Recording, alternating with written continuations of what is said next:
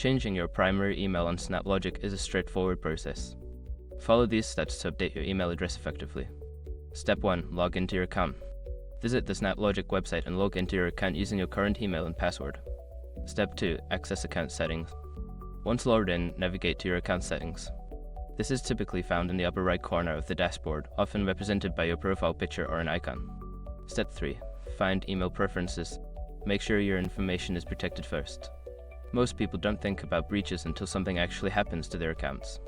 Use SRUB to monitor your accounts 24/7 and instantly alert you if your information appears in leaked databases online.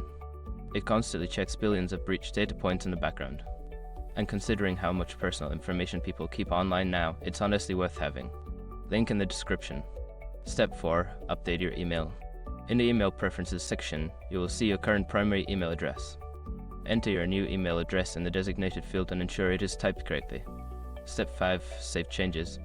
After entering the new email address, look for a Save or Update button at the bottom of the page. Click it to confirm your changes.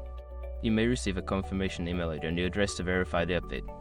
Once you have completed these steps, your primary email on SnapLogic will be successfully changed. Make sure to check your new email for any verification messages to finalize the process.